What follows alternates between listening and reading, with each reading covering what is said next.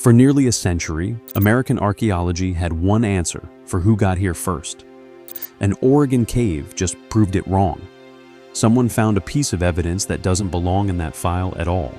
A scrap of fossilized human waste, sealed in rock for more than 14,000 years, holding DNA older than the timeline was ever supposed to allow. And the deeper anyone dug, the stranger this case got. Here's the story that closed the file in the first place. In 1932, in Clovis, New Mexico, archaeologists pulled a distinctive style of spear point out of the ground, fluted and razor-edged, sharp enough to bring down a mammoth. That single find became the foundation for an entire account of how humans reached this continent.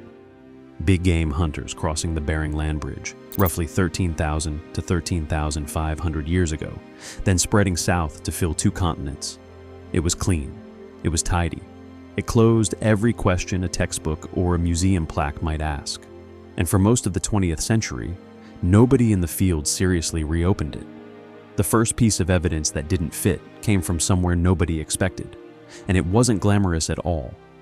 The site is Paisley Caves, a string of dry rock shelters cut into the high desert of south-central Oregon. Archaeologist Dennis Jenkins of the University of Oregon had been digging there since the early 2000s, hoping for something modest about the region's earliest residents. What his team actually found, published in Science in 2008, was ancient human coprolites, fossilized feces, that had somehow kept usable DNA locked inside for 14,000 years. When researchers extracted the mitochondrial DNA, they identified haplogroups A, 2, and B2, genetic lineages that trace directly into living Native American communities today, not some vanished, unrelated population.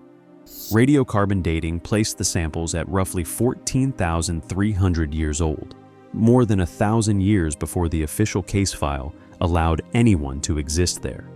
A follow-up study, published in Science in 2012, added western-stemmed projectile points and hundreds of new radiocarbon dates, tightening the evidence further.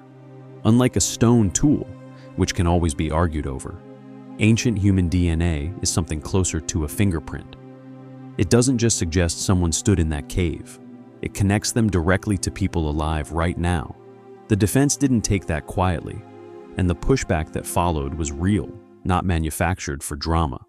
In 2009, Hendrik Poinar and colleagues published a formal challenge in Science, arguing the DNA could have seeped downward through the cave sediment from younger layers above, making old material look older than it actually was.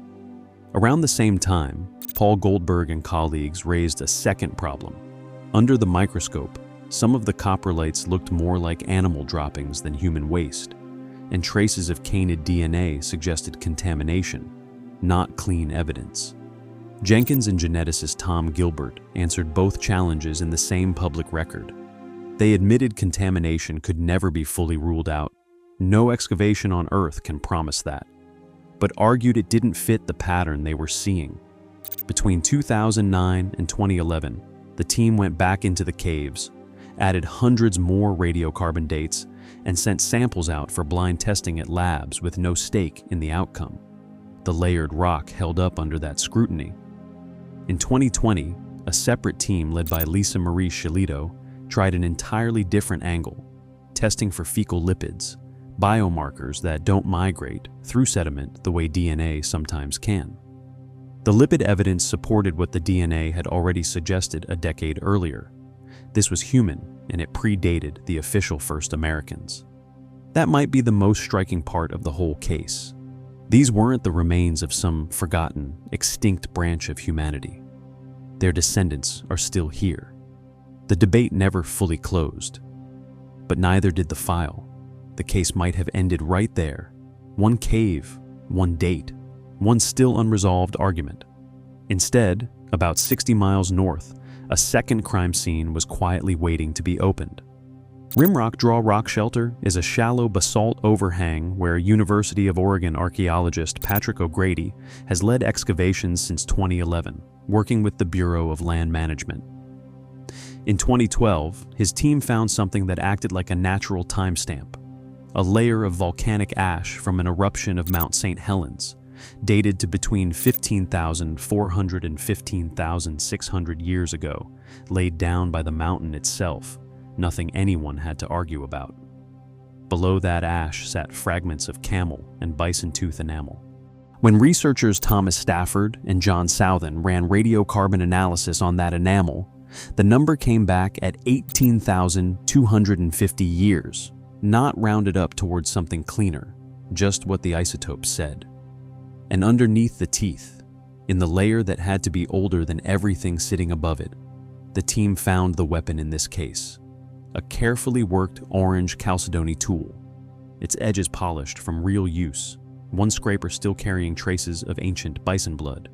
Its shape wasn't Clovis at all. It belonged to something called the Western stemmed tradition, a toolmaking style that appears genuinely distinct, not easily derived from the technology it was supposed to have descended from. The team went public with the full findings in 2023, careful not to claim the tool itself is precisely 18,250 years old. What they can say is narrower and just as unsettling. Its position beneath those dated layers puts it in an occupation older than the ash itself. This is where the case stops being about a date and starts being about a shape. Clovis technology was always treated as the root of the tree, the style every later tradition supposedly grew out of. The Western stem tradition doesn't appear to grow out of it at all. It isn't cruder. It isn't an early draft. It's a completely separate way of shaping stone, showing up at the same time as Clovis tools, or earlier in a part of the country that technology wasn't even supposed to have reached yet. So the file stays open on one real question: two different sets of footprints, or one set that split in two? Did separate founding groups reach the Americas by separate routes, one perhaps hugging the Pacific coastline while another pushed through the continental interior?